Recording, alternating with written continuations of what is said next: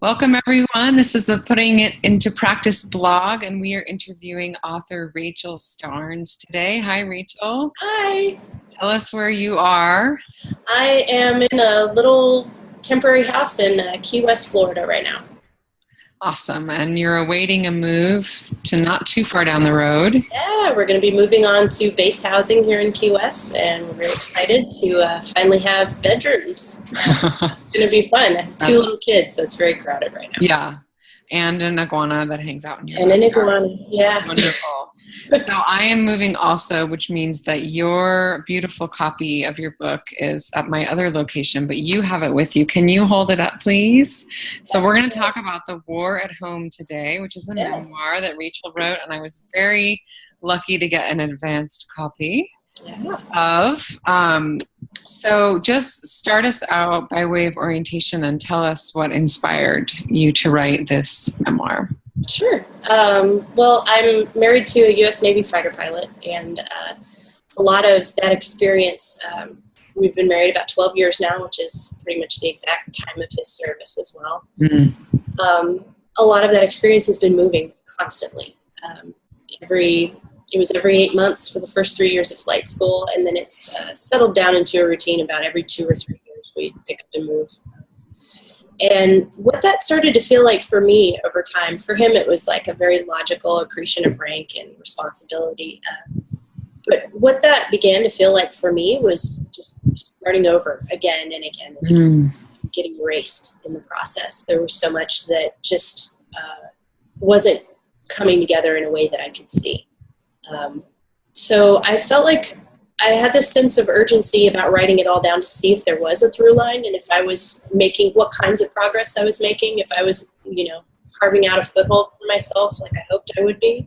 Mm-hmm. But more than that, it was also kind of as we moved through these different communities and these different circles, there was a conversation that I was really desperate to have that didn't seem to be happening among the other wives and among the spouses and the families that were going through this. I really wanted to say,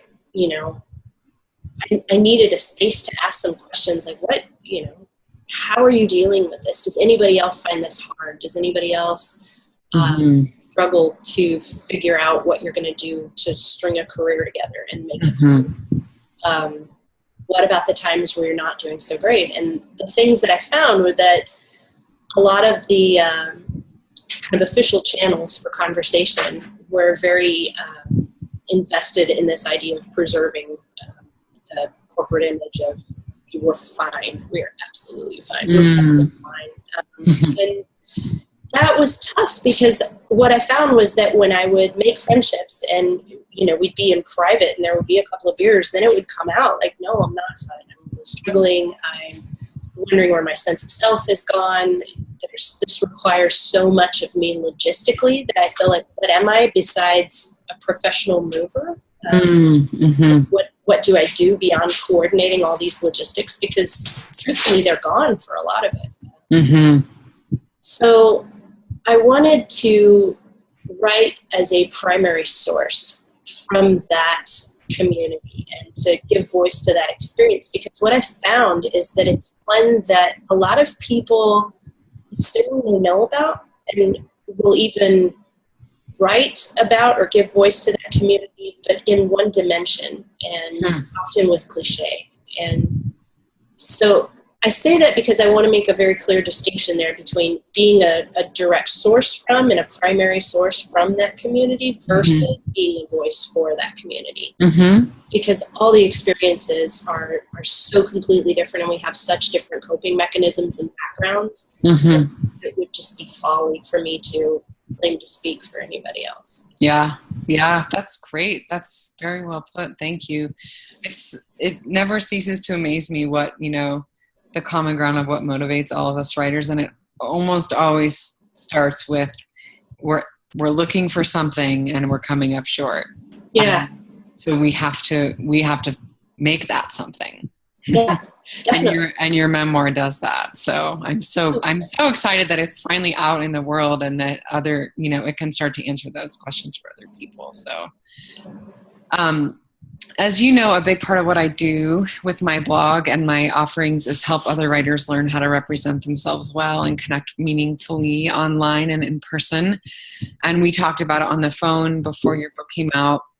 So now that you have gotten that initial dose of the tour and the book launch, I'm really curious about if there's like a high point or a low point that you would want to share that might also be informative to other writers who could have this coming their way. Yeah.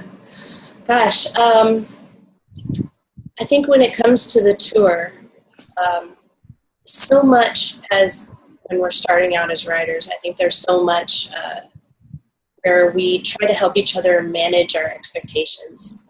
And I feel like it was definitely beaten into my head from the beginning. Like, you don't do this for the validation. You don't do this for, the money or getting published, because what if that never happens? And while I feel like that's certainly important to stay connected to your motivation, it didn't leave me necessarily with a lot of tools for how to be once these things actually did start happening. Mm-hmm. And so I kind of, I think I struggled with the idea of, I didn't really have any benchmark or preconceived notion of what it would mean for this book to be successful. And I still don't. And I think kind of, my only goal in this has been to start that conversation that I felt like wasn't being had. Mm-hmm. But when it comes to, and I guess another thing I should say too is that it took me 7 years to write this book. And in that period of time, I got very used to the idea that this may never go anywhere. This may be my pipe dream that I just live with and everybody thinks is my cute little project that I do sometimes. Mm-hmm. And thinking that way, I think kind of set me away from the idea that I was revealing so much. Yeah. So the actual timeline and the process from when it was very clear that it was going to be out in the world, that timeline was actually quite fast. Mm-hmm. I mean, comparative to 7 years of solo work. And during that process too, we were moving. There was a lot going on with Russ and I. We were trying to decide whether he was going to take the department head bonus and stay active duty, or we were going to switch course to what else. So all of this is to say that by the time I got to the point where there was going to be a tour, which was something that wasn't even initially offered and I was told never to expect, so much of that came kind of flying at me fast that it was like, oh, okay, great.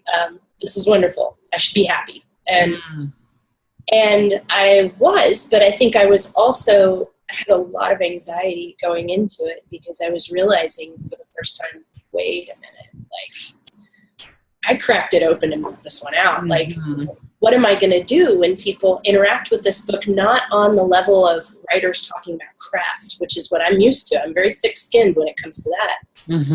But the way most people read memoir is as though they've stumbled across your diary. And they've found all of these illicit secrets and they want to kind of So I'll just add really quick, you address mental illness, you address the challenging aspects of the Navy spouse culture, among other things. So now that you've met with people who are reading it like a diary, how is that so far?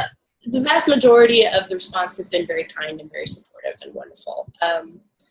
But I think the few times where it wasn't on the level of critique that I was used to. I was very used to talking on the level of craft and writing and why this decision instead of that. And to have people then come back with character judgments or predictions about the fate of my marriage or my valued mother. Those were some big hits that I think I told myself, you need to be prepared for this, but I don't think I really was prepared for that. So that was a low point. My first Twitter hater was a total hardship. And I've learned to kind of put that in perspective and to try to say, like, what was my goal in doing this, and how do I stay connected to that? And yes, there are going to be some people who don't get it and who feel very quick on the trigger to say something behind, the anonymous form of social media. But ultimately, I had to come to, was it worth it to start the conversation? Yes, absolutely. Awesome. That's really great. One moment, I apologize that there is a little bit of background noise going on. No problem. Make that go away for a moment.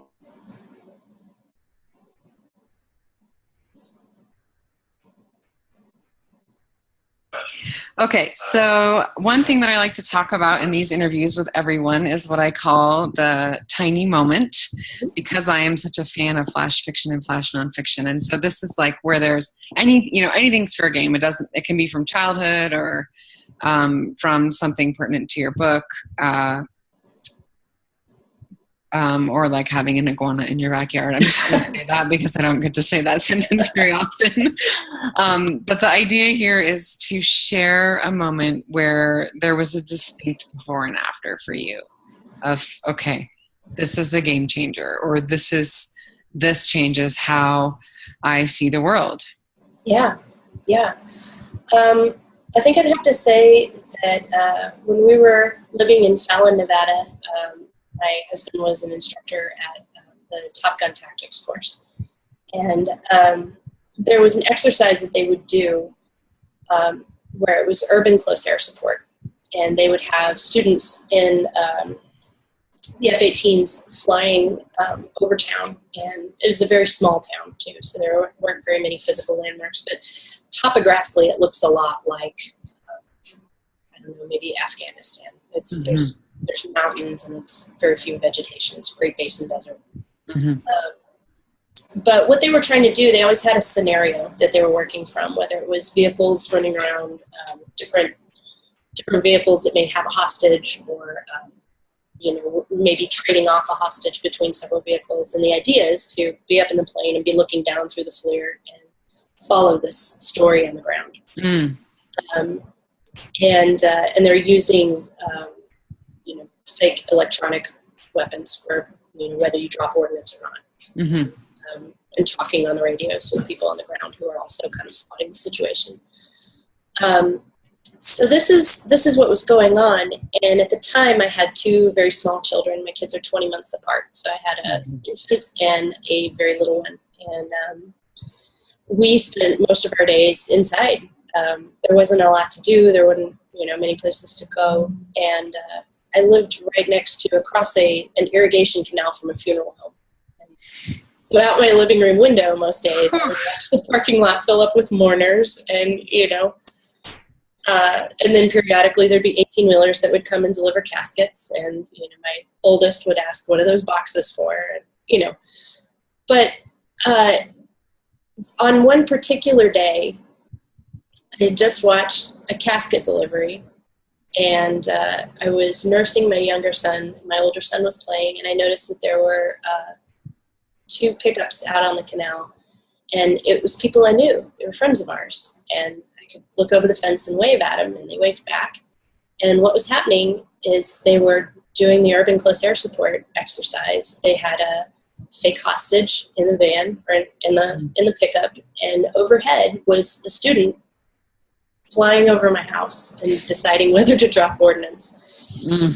And I asked my husband more about this exercise and how they do it and what's going on. And I started to notice over the coming months, like passing the trucks when they were doing this, and knowing that there were students flying over us, solving equations about rules of engagement and collateral damage. And there was a family who lived down the block from us where it was a regular thing, where he would send his toddlers out in the front yard and in their driveway on their tricycles to kind of put into the equation this element of, here's your target is close by, and then there are kids on tricycles. Mm-hmm. And that was a game changer for me, in that it was deeply unsettling in a lot of ways. But it was also this reality that here I am, and this is, there's a bomb sight over me right now, but this is not my reality. This is some mother's reality, you know, but it's not mine. They're practicing. Right. But. Right. And still there's so much that happens in practicing too. There's friends of mine later when we moved to Lemoore who's, you know, we had this pack of kids that was always running around and doing stuff. And there was one night where 2 of our really close playmates didn't come out because there had been a mid-air collision that day and someone in their dad's squadron was lost. And they were waiting to see who it was and whether he'd made it. Yeah. And it didn't end up being their dad. There was a pilot that was lost in that one. But it was just this idea of, here are these families, and here's this thing that passes over us a lot.